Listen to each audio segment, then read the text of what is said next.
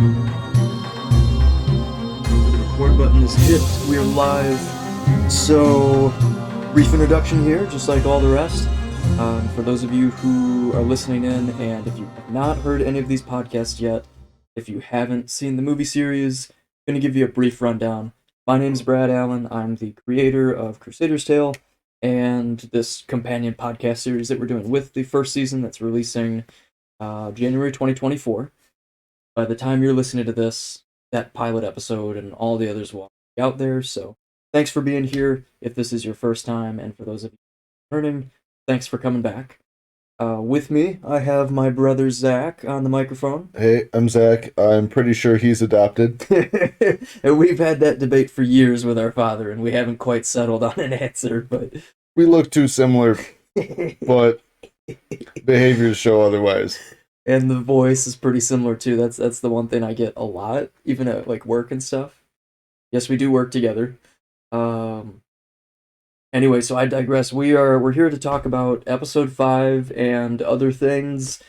So thanks for being here. Any other introductions on ways you want to describe who you are? Not so much, besides I like music and traveling, and I work very hard to cover the expenses for those things. Besides that, this is my first time watching any of these episodes. I haven't seen episode 1 yet. I haven't seen chapter 5 that we're going to be talking about today. So I'm about to click play on that, and we can run down the commentary, but Major spoilers. this is my first taste of the series, and I'm jumping partway in, so, Oh, you're jumping at the end. You're going straight to the climax. you know, You're at the end. it's my favorite part. I mean, in my opinion, it's the strongest episode. So I think you'll enjoy it. So anyway, we're Yeah, so I can't even wait now. I'm just going to click play. yeah, play it. So for the listener, we're gonna jump right in. We're gonna do a commentary about the episode. I'm gonna let you ask questions if you have them, or say things that you can call out if you see it.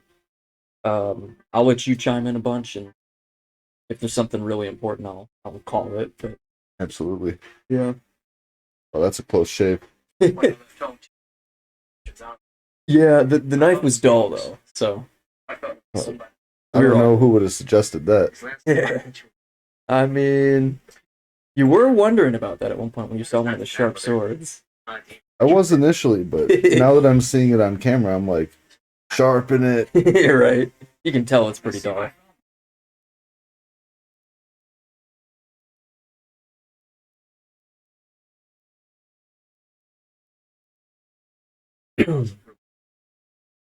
So the sound from the movie is actually not picking up on the microphone, which is totally fine.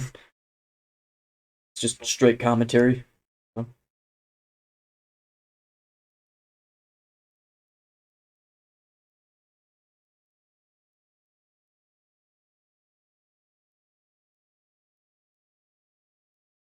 One thing I guess I'll point out is that the wind noise on that day of filming was actually the least disruptive out of any day, because it was just the best weather that we had.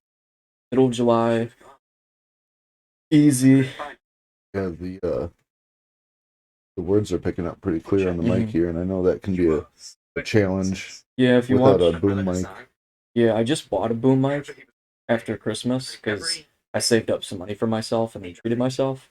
But episode 4, when you see that in the theater, the wind noise is pretty bad. We just we didn't have boom mics at the time because we were still saving up money. It was pretty windy. We had some challenges, but we did our best. But yeah, for this episode, that was not an issue.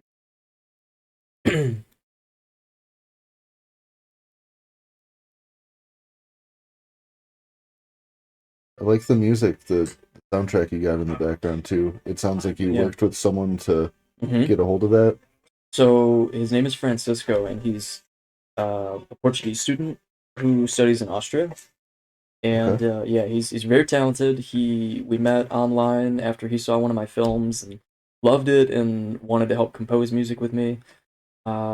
We spent a year just brainstorming music ideas and fleshing it out, talking about it, and working hand in hand where he would design the music based on the script and the descriptions of scenes that I would give him, photos and videos, and then he would tailor it something that would fit various parts of the series, um, which is a lot of work. That was a lot of text back and forth, a lot of Skype calls. Been really good to work with. I'm glad to hear that. Yeah, And it's good that he got the opportunity to get his music out here and out to someone else who's like working Yeah. from the ground up. yeah, and it helps him with his music career because he's about to graduate college. He's going to be in a better position to get big jobs. And that's what I had been in school for a little while, and I've got friends that had graduated with those degrees and from like MMI when that was still around, and It's huge. another friend through the Berkeley School of Music right now. They're halfway through, and I know that they would be super excited to get their stuff out to like another film project like this. Yeah, my goal is to get as many different musicians involved in different projects because I want to give people equal opportunity, friends, strangers, you name it. And I'm bringing back different people, but trying to offer new opportunities as well. And since I'm doing so many films, Is this the Black Knight? it Are kinda we looks about like to watch a dude lose all 4 of his limbs and like keep in Monty talking Python? smack? It's not Monty Python, so not exactly, but there Well, is the Black Knight and the White Knight. This I is mean, much more serious than Monty Python. it is much more serious. Woo! Yeah, it's Oh, that axe boy. throw. You like that? Yeah, we I had hope he had a stunts coordinator. David, who just dodged the axe, was our stunts coordinator. He really was instrumental in figuring out how to swing those swords safely. He was a good teacher. Heresy. So you heresy. You like that word? I mean, there's a lot of terms like that from medieval wars that were quite common. You know, we tried to play into that to keep the theme. You just get accused by the Black Knight of lies and heresy? I did. I thought you were trying to turn a stone. He will, or will he? I don't know. You don't know yet, but I mean, it's my guy's a deserter, so he's calling He me out. sounds kind of like a heretic then. Yeah, he's calling me out for doing dishonorable things, which is you're 100% the deserter, true. but he's dressed all in black. Something's going on here. Call me a traitor. I mean, if you're not familiar, so there's 2 different factions of Crusader Knights. There's more than that, but the 2 main ones were the Templars and the Hospitaliers, and they wore those colors, red and white, and black and red, or black and white. So which one are you and which one is he? I'm a Templar. He's a Hospitalier, which is like the medics and the officers. Bro, he doesn't look like he's trying to heal you. Oh no, he's trying to screw me up big time. As you can see, shield bashing, Medic! kicking me in the chest. I mean, that's yeah. I mean, you need a shield wall against that medic. yeah. Well, when we filmed this, the first take was the best, and a lot of that footage there is from the very first take where they were circling around with the cameras, and then the 10 times we fought after that, some of them didn't even end up in the film because they just weren't as good. I feel like I might have seen the rehearsal for this fight. You were there at Mom and Dad's house. Those movements look pretty familiar. Yeah, you were the one that were recording the rehearsal, just not the actual film. Yeah, you should recognize it. It looks familiar, but Yeah, more developed. and a lot different when the whole costume's on too. Like I won't recognize good choreography, huh? Oh, I know you would, but I mean, appreciate it. But no, I mean, with the whole costume on too, the characters come to life versus us in t-shirts. It's a little harder to see it, you know. So, yeah, that's the thing.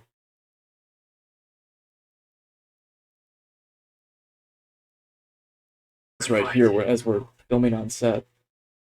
We're literally filming at the edge of a cliff. Are you guys just chilling out here? Like, you want to like dangle your feet over the edge a little more? Or? We kind of were. David, my co-star, was literally hanging his feet off the cliff. I mean, I'm picking on you, but oh no, for sure. Like I've never sat that close to the edge before. It was a little nerve-wracking, I'll be honest. I mean, it's a steep fall. When we traveled to the Grand Canyon together, there was that one rock where we were getting towards the edge of, and that, I think, is the most nervous I've ever been at the edge. Yeah. Yeah, that was pretty crazy. It's There's been a been long other time. places I've been where being along the cliffside was actually relaxing, like it seems like it was for you guys that day. It was a little bit of both, right? I mean, it's beautiful, but it is a little unnerving. It is like a 200, 300 foot drop. That's Gibraltar Rock here in Wisconsin. I'll say I've never been there. Oh, you gotta check it out. I It's a know. I added it to my list this week. Actually, I've heard a yeah, few people tell me yeah, that in a short span of time. So yeah. It's like Magnolia it must be Bluff, my only turn. taller. Yeah, you should go. I mean, it's um, they got hawks there, and they just Okay, fly around. As we were there, we had hawks circling overhead. I might not take a drone out there for that because I've heard It's that. a state Um, park, so you can't take.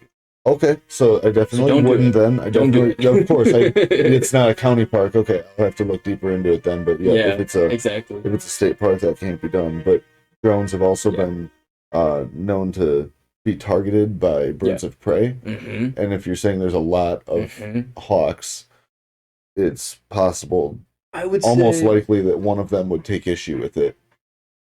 yeah. I mean, if you're out there, you'll see at least half a dozen hawks.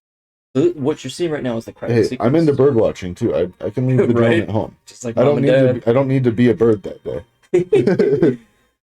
So what you see right here, I'm calling this out. There's credits, and we have AI generated artwork or concept art. In the future, we're looking to get actual artists on board, but for this, it was just easier to do it that way in a pinch. And you'll see various things. You see like necklaces with crosses, or knights with armor and they're bloodied up. They're sword fighting. You'll see scenery in the desert. Stuff that kind of paints an image in the viewer's mind of here's an idea of what historically maybe that area of the world would have looked like. It's painting images and it's giving them something cool to look at while the credits roll. Yeah, And it's nice visuals on the back. I can see what you're saying with the yeah, with the it's generated, but it's better than just a black and white this screen. music is still from Francisco, right?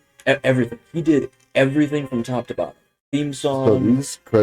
the credit are like as the credits roll, the This is music showcasing. that plays is like super fitting. Yeah, and it showcases his work and his talent too, because this was the very first piece of art that he created for the series on my request. And this took him the longest time to create because so involved. Because it had to various themes for the characters are either, make this sound like an English guy or make this sound like an Arab. This was like it's gotta sound European and Arabic and North African and Christian and Islamic. It has all those tones, Yeah. and I love Choir. music that has Yeah. like those tones to it. Hmm. Whether it's Yeah. together like it is in this, or whether they're Yeah. all separate. Those Yeah. cultures music have Yeah. always been like appealing to me, and I think Yeah. that's been since like Age of Empires 2 when we Oh were yeah. playing that, Yo. where Yeah. Yeah. the background soundtrack in that game Mm-hmm. is like it slaps. They Yeah. went way harder than they needed to, The great game and I sequence. will never complain about it. No, for sure. I mean, number four, H4, they did I an use it amazing for soundtrack. background music when I run groups Yeah. of D&D. Sure. Yeah, for sure. It's fitting, right? It's very medieval. Um, yeah. I mean, it's great. Everything turned out as good as I hoped it would. We worked really hard, and I think when people see it on the silver screen in the theater, I think it's gonna be really special and really start to feel like this stuff is getting real because it's actually an official event, not like just seeing it on YouTube one night where it's like you put a premiere out there and then like, oh cool, it's out now, but it's like there's an actual sanctioned event. Good stuff. So that's the episode. That's a huge step, honestly. Hmm. I'm gonna play the episode again, but before I lose my thought, the fact that you are going to have the first episode near in a theater Hmm. on a big screen. This is a Huge. big screen debut. That's huge. Hmm. It's like Hmm. First time. this is what people hope for. It's like Hmm. where the rubber meets the road, Yeah. and like Yeah. you finally start catching like the attention and Hmm. the traction that you're looking for. It's happening. I mean, it's I'm just clicking play and we're going from the top on that one again. maybe turn it down just a little bit if you don't mind, because I think there's other things a little bit. Because viewers will have already seen this as well. So I want to give them just a little bit. Trying to give them a little bit of a glimpse. No, that's fair. That's fair. I just want to hear that soundtrack one more time. Appreciate it.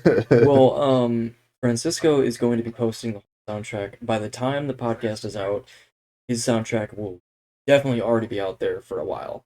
Like, he's going to post it really soon. So if you want to listen to the soundtrack from the theme song all the way to the character soundtracks to the different melodies. They can listen to all 11 tracks. 11 tracks? And it's like... That's a full album. Yeah, it's like 18 minutes of music. Okay. It's a full album of music. He did a lot of work. Yeah, and... I can imagine all the production that went into it, and starting from scratch with it. Yeah. With a very specific... Yeah. idea for the music. Yeah, I mean, if you're talking hour for hour... He put as many hours into the music as I've put into everything. Writing, casting, and acting, and editing. It's equal, because, I mean, about music, it's like every single note is very meticulous, placed and planned. It's a painstaking process. Our hours worked definitely stack up. I'm almost certain of that. Yeah, it's and a lot goes into it, and that's just the amount of time it went for this. And and definitely shout out to Francisco for putting the soundtrack together and having that come together and all the hours he's put in. On top of that, I'm aware that you've put in those hours for just this. Yeah. Where you've also had a lot of other projects as well. And I'm sure Francisco has other stuff he's worked on that I'm not aware of yet, that I should look into, but I know that you've put a lot in to get to this breaking point for the big screen. There's been, I know the Portage Film Fest that you were at. Oh, that was fun. That was fun. Yeah. Some of the other things, the other films that went in, the library one, the one we did together. That was a good one. Yeah, the one we did together. The Island Man. Yeah, listeners probably they might have seen it. It depends. The Man from the Island. Yeah, Zach was the director. I was one of the actors. We filmed that in an hour and a half, like really quickly, and yet the cinematography was good where it needed to be. Like it served its purpose. And we didn't really have too many mistakes on like the dialogues. We were able to breeze through it pretty fast. I've never had a project wrap that quick. I think it was super well rehearsed, where we took like an hour a month for the 3 months leading up to that project, and we just did a video call. That's true, yeah. Where we just, I mean, we just were ready. Talked and went over the script a few times, fine-tuned it, practiced it. Start to finish, the conversation in that film is 10 minutes or something like that. Yeah, it's a long. Yeah, but after you practice that for 3 hours, right? 10 minutes over and over, so that's times 6 times 3. So you've got, what is that? 18 times you've already had the same scripted conversation, so you're ready for it. So we were ready. We knew we had to wrap the film in one day because Wisconsin weather is back and forth, and we didn't want to film 2 days, one with snow on the ground and one with flowing river with green grass. Correct. That's literally how Wisconsin is. And it was that way, especially for those couple weeks we were looking at. We discussed a few days, and we picked one where we knew the weather would be pleasant enough to be outside if the filming took 5 hours. Yeah. But we rehearsed it to a point where we didn't need anywhere close to that like Yeah. 5-6 hours that we had originally budgeted. Right. We knew we had to make it fast, Mhm. and we practiced so much. We made it way faster Mhm. to complete the process than even we expected. I mean, it was just impressive. I mean, crazy. We basically, at that point, we could have filmed it in like 3 takes with a couple extra shots, but then we took extra time to shoot the same shots from other angles. Yeah. So I dare say we could have done that in about 45 minutes We were pretty quick. if we had done it as fast as possible. Well, But we took some time to make it more fine-tuned, get some extra shots, do the same things from different angles, so there was more to work with in editing. Yeah. No, that's 100% true. But we could have almost made that plug-and-play footage where you shoot one shot for each 6 lines, and then you just, in order of filming, you could have edited that extremely easily. I mean, it was easy even still with everything we had. I mean, we made it a little trickier for you, but not too tricky. Not too much. I mean, editing took me a couple days. It was quick. I mean, it was. I wouldn't say easy because editing's never easy, but like easier than some. I mean, yeah. I mean, it was good. I mean, that was enjoyable, and it's. I mean, every single project has its own personality too, and yeah, I think a lot of that transfers from the crew to the screen. I think viewers can feel that in a lot of ways. Is that Devin as the actor? That's Devin, yeah. Hospitaler? Yeah, Hospitalier? Yeah, you should recognize him, yeah. He's been in a lot of my movies. Almost every single one. Same with Kyle. They're recurring cast for sure. Very easy to work with, so I love calling on those two. Good guy. Oh, he was in the veteran film, wasn't he? He was the starring role, yeah. Yeah, that's right. He was the lead guy. That's where he got really introduced into into all the film stuff. That's where he took up the torch, if you will. He and I started at the same time, essentially. Well, I mean, he had done like short acting stuff for a long time. Much shorter stuff. 30-second video, whatnot. He did more shorts, and that's not your typical style. Right. And I think you've done a couple shorter things, but I wouldn't say you've really done shorts. I don't know, usually 10 minutes long. I know, my friend, shout out to the channel Wisco Simple. Oh, yeah. He has been doing more shorts to see if more people are interested in that stuff, because as both of us have enjoyed our separate and together travels, he's taken much more footage than I have in the past. And the things that he's posted are national parks and state parks and these beautiful views. And it works well as a short. Yeah. Because you don't need more than 30 seconds to catch a glimpse of the Grand Canyon. Or you don't need more than 30 seconds of watching a Tasmanian devil run around the San Diego Zoo on camera, to see that glimpse. But it's never going to be like being there yourself. Right. Which is why you have to, if you like what you see, you take that short and you make it into your own real life experience by taking that leap and going for yourself. Yeah, I'd agree with that, yeah. His goal for his channel, and my goal for mine, is to show people like where you can go, places you can be, things you can see and enjoy. Well, but we can't take you there. We can't. Well, you can kind of take them there.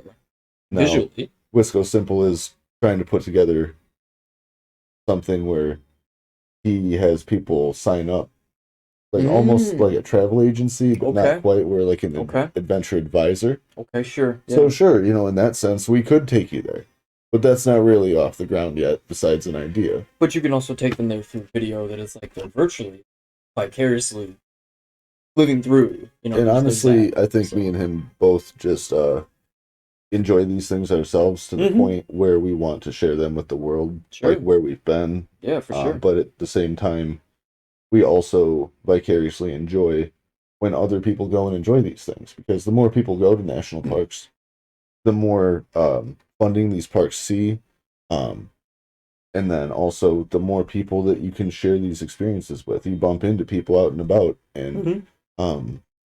you end up talking to strangers who have been to the same place, and you're like, "Oh, did you go on this trail? Did you go on that trail? How'd you like that?" And like people that have just Yeah, had their separate experiences, but I'll kind of pull it together. absolutely. No, that makes sense. I mean, yeah, I mean, and travel is such a good thing for the soul too. I'll kind of piggyback off that. Kind of piggyback at least. It's like, traveling, like you were kind of saying, is it's a jumping off point because you're trying something new, you're getting out into the world, and I would personally compare filming in that sense, because I've traveled while doing films. Absolutely, it's When the I did real our life experiences. yeah, when I did our cousin Stacy's documentary about her art business with her husband, that was not just traveling for own life experience, but I also film, and it really wrapped up into a really meaningful trip and stuff. And the it that's kind of the whole point of this episode too. Is like the character, for example, is literally at the edge of a cliff physically. Metaphorically, he's at the tipping off point in his life. He's about to make a decision to be his own man, and go against the grain, which is a huge leap of faith. And even for the series, as we've put a first season out now, are producing a second, third, and so on and so forth. That's a stepping off point into uncharted territory, doing some big stuff that even I once upon a time wasn't quite sure was possible. I've heard people tell me this is And impossible. this is a big So culmination project for you too, yes, because yes, although you're used to turning a script into a finished film, mm-hmm. the cinematography is even better than you've done in the past. You've Appreciate done it. you've done well, but this is showing how far you've come. Well, the The thing is, audio is there. The audio is spot on, which with some of your earlier films, no hate, everyone no, goes I through get it, these stages 100%, yeah, where hundred where you percent, learn, and clearly pulled the video and audio yeah, together, the camera angles, and appreciate I've it. I've done some schooling for this stuff. I'm You were a film student, nowhere yeah, near a bachelor in it, but with about a year of it you in studied, school, and yeah, um 2 or 3 years of like amateur music production for mm-hmm. my musical friends. Oh, Um, absolutely, absolutely, then I've built skills, and yeah. I understand the angles on it, and you've clearly taken this from an amateur level that you were at before to like an applied level. It's getting better, I I mean, know you're not really commercial, so I can't technically call you professional by the English definition, we're not quite at that but I'm level definitely yet giving you either. the applied level Well, I appreciate it. of arts. It counts for something, right? And here's what I will say, because I wasn't doing any of the photography for this film series at all. The real challenge of it was not only was I acting, but I was also coaching my friends on how to do certain angles, because some of them had never filmed something before. Some of them had even never really touched the camera before. Yeah, so there was different levels of skill where people were very comfortable with the camera or were very uncomfortable. Everything in between. A lot of coaching of here's a couple things I suggest, put if you get the character's face in the right corner of the screen, kind of looks cinematic. If you do this level of zoom and here's how you focus and here's how you do a slow pan, stuff like that. Just trying to give them the tools so that they could have the freedom to creatively do it on their own, but also knowing that if help, I was there to help them. Uh, so it was a huge challenge trying to take a step back on not having full control of the camera, delegating, and also trusting them to do that, and also knowing that like by kind of teaching some of those things, it would help them out. The same way that David taught me stunts. We were all teaching each other a lot of things. Now there's people that had directed some episodes that I think are going to be much more comfortable helping out in the future. And I For think example, stunts is one of those things that helps Mhm. define this project. Like from the couple times I watched it in a row here, I'll Yeah. even play it a third time so I can see it another you know another peek at it. But those stunts are helping to define it as Yeah. more of like that applied project. It's looking professional. Yeah. It's Yeah. between the cinematography, the audio, the actors. I mean, the props are great. The costuming is on point. Like this doesn't look like someone who painted a red cross on a white sheet and draped Right. it over their head, Because that looks hoping stupid. for an Yeah. amateur film project to pan out into something. This is Right. like the groundwork is all there for this. Appreciate it. I mean, well, and the stuff that we got for costumes, some of it we had people that do live action role play that were friends, that are friends still with one of the actresses. They were instrumental in letting us borrow some stuff. Really cool. That was a huge piece of it. And there's also costumes that we had to buy because it just isn't available mass commercially. Because like, how many people are going to need some of this stuff? So I had to really hunt down some props and stuff with Mom's help. He was in many ways very instrumental as a actor in the costuming. Um, Not only with helping take turns on washing clothes, where you help get like the fake blood out of something, and then maybe I dry it after, or like she's helping out with something, I'll throw her some something like that. But like just very instrumental.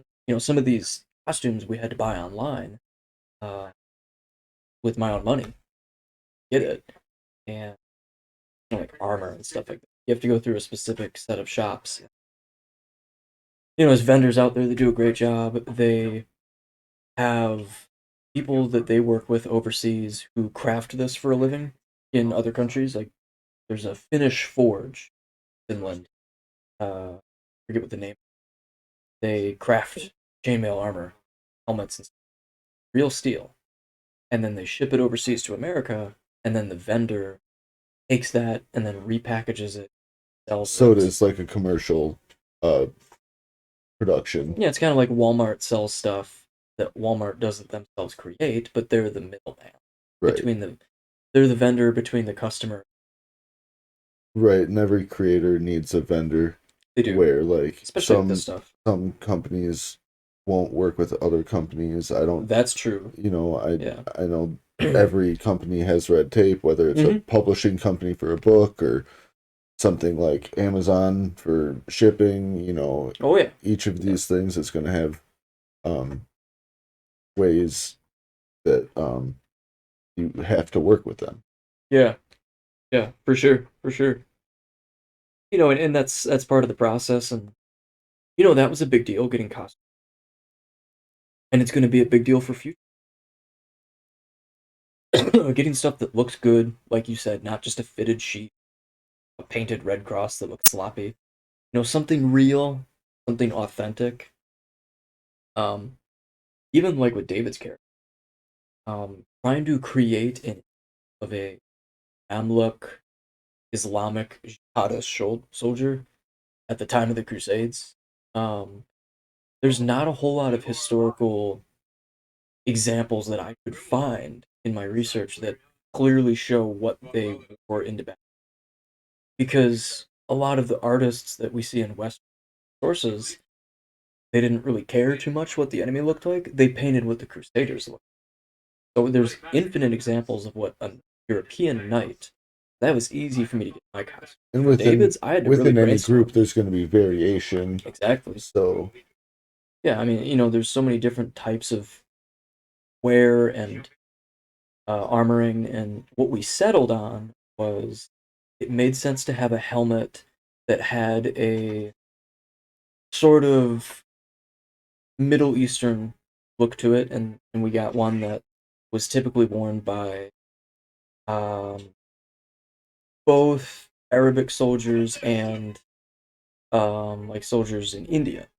It was a massive empire that spanned huge swaths of the world.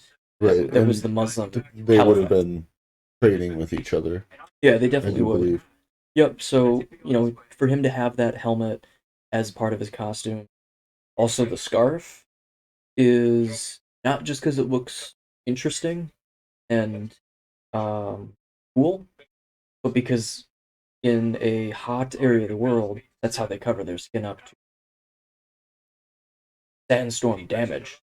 Skin with sand flying around super fast, it'll welt your skin. So that was a way of protecting them. And like even as I've been at concerts, like Yeah. if there's no cloud cover and it's like Yeah. a 3 day Uh-huh. event, like I will resort to a wet Mm-hmm. t-shirt over my head. Like it doesn't. I know buddies that have After you worn. get out under the sun for long enough, you're going to want to cover yourself Yes. up with loose clothing, Yeah. like only natural. I know buddies who have worn trash bags over their head at a concert to just protect themselves from the elements.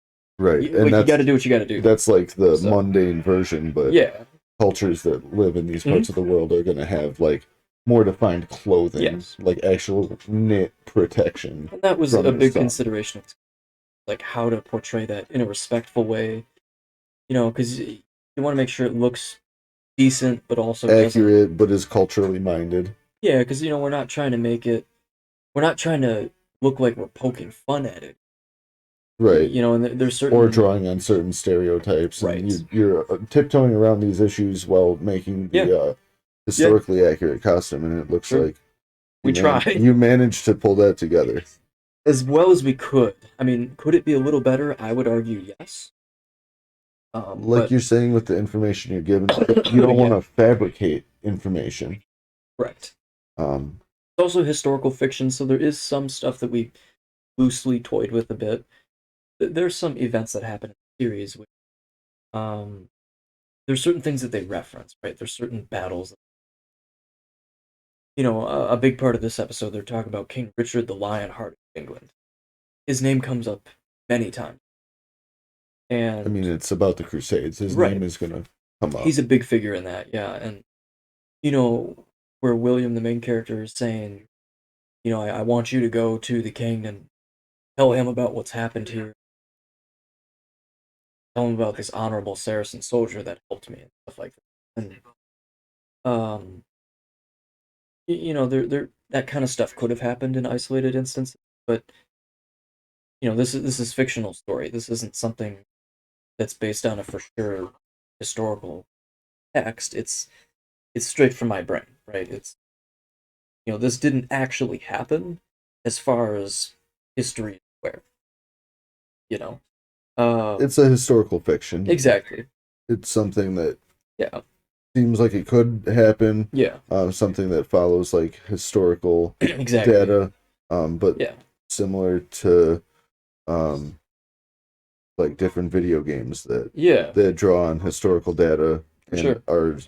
they're pieces of historical fiction. It says it right as you start the game It's up. just interesting. Yeah, and like for example, like the whole series, the first season, they're traveling for 5 straight episodes throughout the Holy Land, and it kind of insinuates that like this massive, endless expanse of land, otherworldly place, like they're traveling. It almost makes it feel like they're traveling for several months. The truth of it, and I think we tried to show it as well as we could, but like the Holy Land, especially the part where all these battles happened, many of the battle sites were only like 2 or 3 miles apart. So they really wouldn't be traveling that far between locations that they're discussing, such as Arsuf and Jaffa, were the two battles that aren't on screen but are referenced in the log. Those locations are like right next to each other. They're not far away. So for them to be traveling for a long time wouldn't necessarily be realistic, but our thought is like they went on a roundabout path, not a direct route. Fair enough. Uh, Now, speaking of yeah. things that are far away, Mm-hmm. um, you're shooting footage in Wisconsin, Uh huh. I know. Yeah. in the United States, Yes. for this isn't like you went to Death Valley to film in the desert like they Right. do for like blockbuster Right. films. They have more like, budget for it. And now Wisconsin does have quite a beautiful, varied landscape. We do. And you, because of that, you're still able to find places that look like I'm watching this for the third time. I'm seeing the end of it where that final shot really displays like the landscape and the hawks circling above. Well, blue sky, hawks are birds that are in most parts of the world, and that's a bird that even like especially in like India or other places over there, hawks have been trained, caught, trained, used as messenger. Right. So to pan up and see the hawks circling overhead almost really feels like it feels intentional. You are like you're in, like you're not in Wisconsin anymore. Like you're actually in the part of the world that you're portraying. That's what we're hoping for. I mean, you know, it's nice that here we really do have a diverse set of landscapes that even though there's no desert in Wisconsin, they have crafted certain state parks in such ways. The Ice Age had left behind such natural wonders in some cases. There are some steep cliffs and there are some very forested areas with newly planted trees that are and there are sandy spots as well, you know. There, in this 5th episode, there are parts of that state park at the top of the cliff. There's a little bit of sand. It looked a bit sandy. You pan up, you've got the open sky with the hawks circling overhead, and it's like I almost believe you're in the vicinity of the Arabic nations. Well, and the one other thing I'd point out to that same fact is a lot of people have an image in their mind because of Hollywood that anywhere in the Middle East, literally 100% of that region of the world, nothing but straight up sand. But I don't think a lot of people realize that that's just how Hollywood portrays it because it's feel exotic.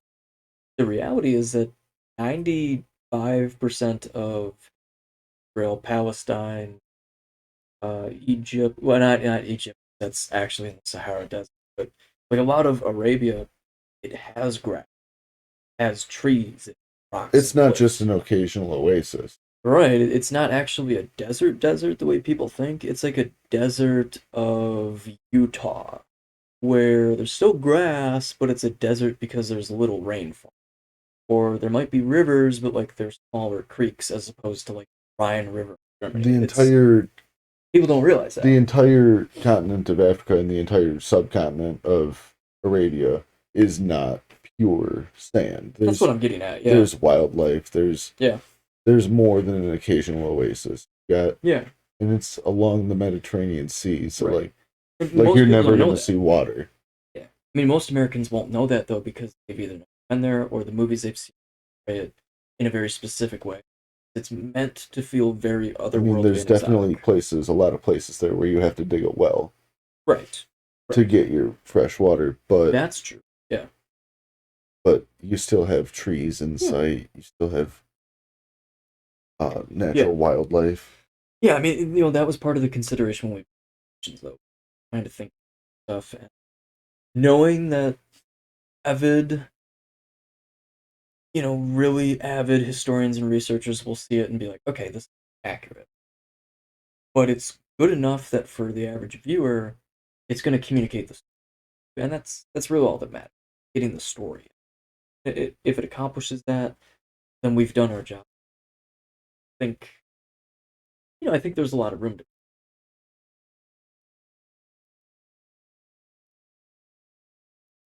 I know you don't have the budget to go and film under actual palm trees. Oh, I wish. Or around the Mediterranean Sea. I wish. Or you know, in Death Valley where there's nothing but sand and mountains. But that wouldn't necessarily be the most accurate either because there's too many mountains, almost too much sand. But so, I mean, it would be accurate for portions of a film, but like it couldn't 100%. Right. That's the difference. It would have to be a certain ratio.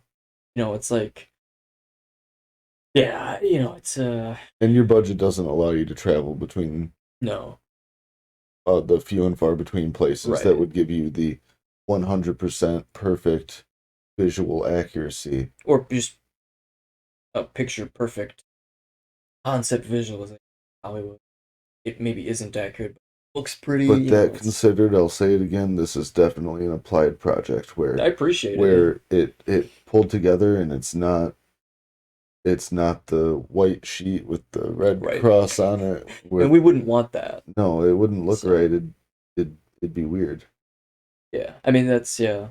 You know, I'm But glad it didn't turn out like this is that. far beyond that, where the Yeah. costuming, the set locations, the acting is there.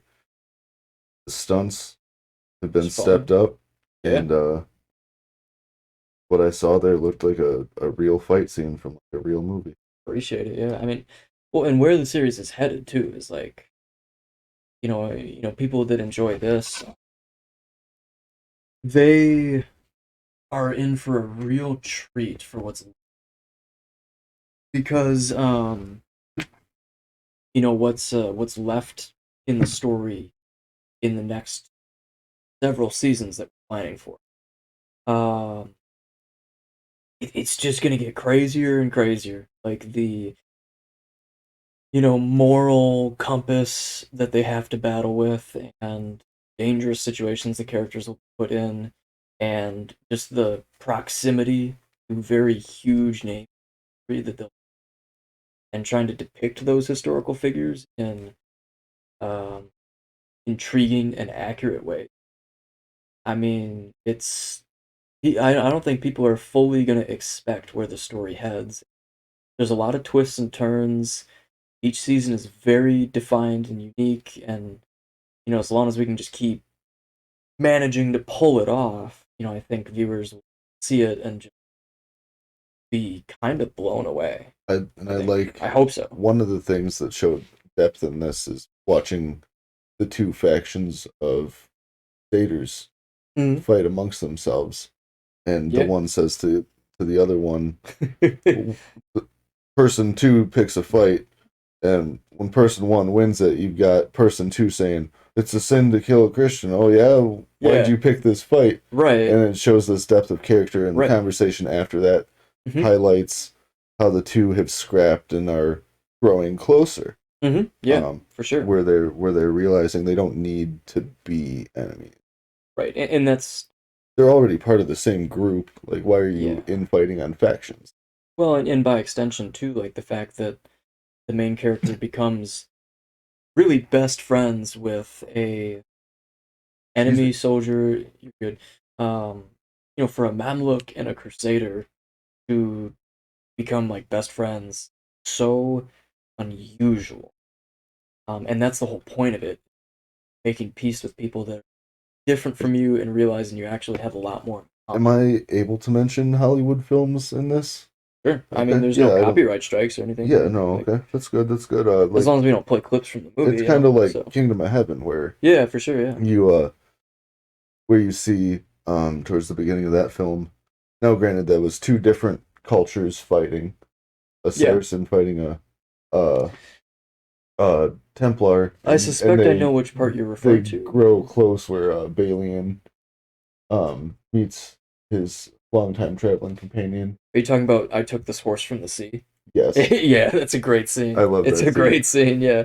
Well, this film series does have a lot in common with that. I think I might have met one or two of my friends some way like that as well. I believe that. Both looking at the same horse from the sea. Well, and I'll give an example here. I will refrain from name dropping because I know that this friend very specifically is a private person and does not want name mentioned. And out of respect for that, I won't. But this friend, being from a Muslim family, and them being just such amazing people to chat with, love having conversations. Just the sweetest people, and having conversations with them about the script before ever even filming it, getting perspective from them, how it translates on screen, falls back to me about this friend. I see a lot of similarities between the characters, the life, conversations I've had. It's like you can talk about Christianity and Islam and realize that you see things very differently, but you also have more in common in your beliefs than you think. You have key similarities. Yeah. And there's differences overlap that you have to there's differences that you have to overlook if you want to True. get along. It's possible. And it's not only possible, but when you do it, it's also just very empowering. And you know, in all walks of life, sometimes just a little personal space goes a long way. True. So if you Yeah. have too many differences, you know, a little distance is Yeah. good. But Yeah. if you're willing to look past your differences, you find more key similarities. Yeah, and that's really the whole point of the entire series is it's meant to communicate to the viewer. Don't quite judge a book by the cover, give certain things a chance.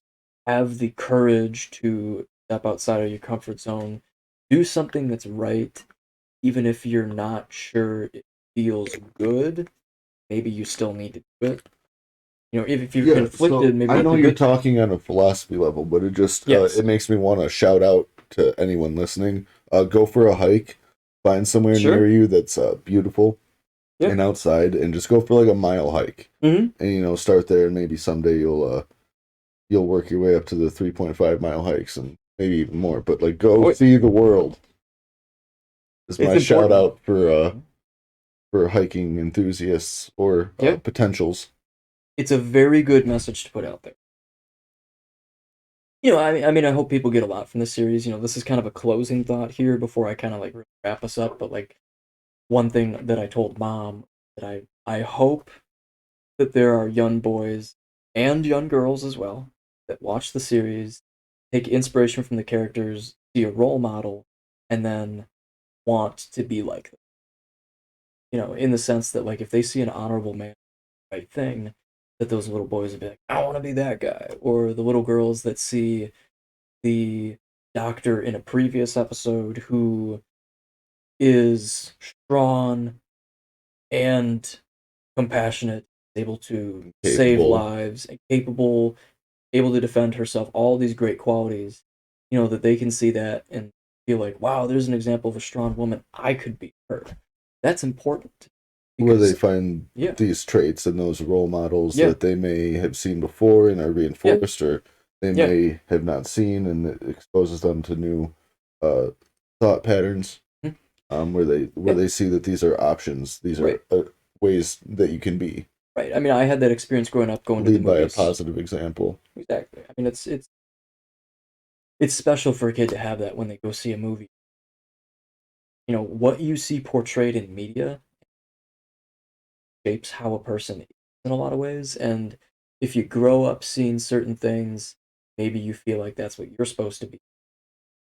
But at the same time, if you see various examples, then it might help a child arrive at the conclusion that they decide for themselves, which is my hope. Make a more balanced person. Yeah, I mean, it's like, especially in the modern world, it's like, things have never been more equal in the history of the world as far as like truly in a lot of places, for sure in America. I think this is fair to say, at least in my opinion. Generally speaking, any person of any background can really be anything they want. There's a lot of freedom to do that. And especially in the United States right now, there are more of these opportunities for that to be actualized. I mean, we have our problems just like anywhere else, but by and large, I mean, there's just all that opportunity. And that's something I hope that my viewers, their children can pick up on is there's inspiration. That was a special thing for me. If I can give that to somebody else, then I've passed the torch in the way that I'm supposed to. And I definitely totally agree with the inspiration of it. Yeah, I mean, there's a lot that people will think about it. There's a lot that glean. People will have 100 different views. They'll each grab something different. It is crazy to me when I meet people, and this has happened before, where they don't seem to have much of an imagination. And I ask them some questions to get some information, and it just seems like they don't want to have creative thoughts. And I'm not exactly picking on these people right now, but I'm definitely more encouraging the inspiration and creative thought end of things. I get what you're saying. Yeah, absolutely. No, I mean it's a great thing. I mean I'm excited. it's a big thanks to the viewers for tuning in. And I don't know if you have closing thoughts, any final wrap up, but I think I threw mine out there. Go cool. hiking. Yeah, cool. Go on a hike. hiking, see the world, expose yourself to different thoughts, and Yeah, maybe don't go home with them, but sure. feel free to chat with people Yeah, and yeah, listen to their thoughts, and don't necessarily let them shape the way you think, but hear the way they are, and yep. it's good to expose yourself to different people and just hear everybody's different thoughts and form your own opinions of the world by seeing it, interacting with other people. That's pretty reasonable. Yeah, I mean, yeah, that's a whole good lot of good stuff. I mean, thanks to the viewers for listening. That's really a big part of why we can do what we do is because you guys tune in. Uh, Thanks for being here. Tell your friends. Like what you've heard. If you like what you've seen in the films themselves, do stay tuned because there's more coming. And if you want to really see this thing keep going, feel free to reach out with questions, stuff like that. Because really, every viewer that we connect with, it helps put gas in the tank. So, Helps the creative process keep going. yeah, When you just know what people like, you know what yeah, to continue yeah. making those kind of films. Hmm. It helps with the feedback you get, and it helps with the exposure. Yeah, all good stuff. I mean, well, thanks for being here. So, we'll hit that record button to stop this, and um, yeah, I mean, watch out for more. What's to come? I mean, it's you've seen nothing yet. So, all right. Take it easy, y'all. Enjoy the films as they come out. Take a peek. All right, and we are off.